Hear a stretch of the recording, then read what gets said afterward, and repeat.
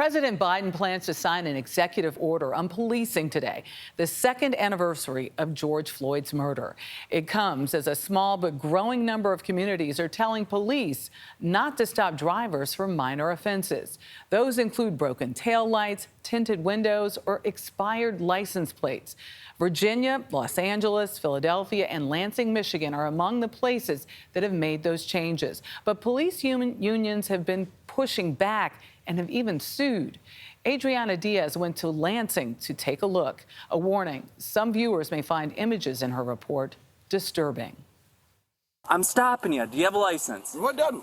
In Grand Rapids, Michigan, a traffic stop started over a license plate and ended with Patrick Lyoya dead.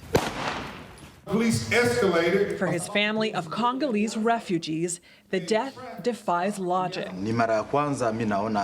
Police officers are supposed to protect lives, not take them, his father told us. You never want a traffic stop to end out in a death. I don't care what they did. It's not a death sentence. An hour away, the city of Lansing, Michigan, and Mayor Andy Shore are trying something new. In 2020, they banned traffic stops for minor infractions altogether. The goal? To avoid unnecessary escalations, racial profiling, and pretextual stops, where an officer uses a minor violation to pull over and search a car. Shore says the move could save lives for both civilians and officers. What's been the pushback that you've gotten? Because you're essentially asking the police not to enforce the law. Somewhat. Our police officers are still pulling people over, but they're doing it for public safety reasons. You know, everything happens so quickly. The risk is worth the reward, says Lansing Police Chief Ellery Sosby. But if I pull over a traffic stop for a busted taillight and there's not a gun in there and it escalates into something, it's just not worth it. So what are officers telling you now that you've been instituting this change? I'll be completely honest, it's a hard sell right now. And the officers were concerned that we were trying to take tools away from them. According to a New York Times investigation, in the last 5 years, at least 400 unarmed drivers and passengers have been killed by police during traffic stops nationwide. And black motorists are overrepresented. It started over a license plate for Dante Wright. You have a firearm on me. Philando Castile was killed at this traffic stop. The officer later said he thought Castile was pulling out a gun. Oh my God, please don't tell me he's dead.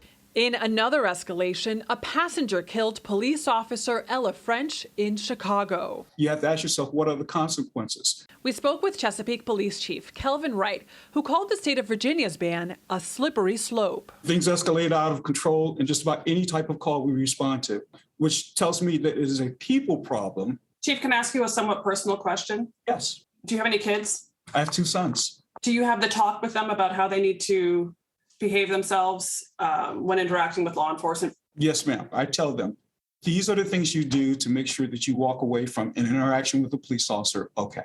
There are ways to conduct traffic stops and all police interactions and minimize the potential harm. But I think it is a two-way street. For Wright, escalation by police and citizens is the real problem, not traffic stops. In Lansing, low-level stops are down, but black drivers are still disproportionately pulled over. But Mayor Shore hopes the ban will improve relations with police. A lot of it is a trust factor.